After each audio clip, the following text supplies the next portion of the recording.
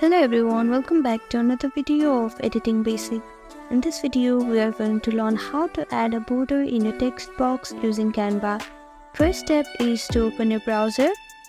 Now on the search bar, type in canva.com. It will lead you to a home page of your Canva website, and here on the top right corner, you can see this Create Design button. Click on it and choose your required template. Now after that, you can see different options here. On the left side, click on the text and click on add a text box. Now type in the text that you want to add a border to. Now you can resize this text box as per your preference. Now after that, simply click on L alphabet in your keyboard and it will add this line in your Canva project.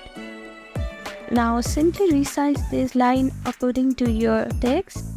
After that, repeat the same steps. Now this is it. Following this simple step, you can easily add a border in your text box using Canva.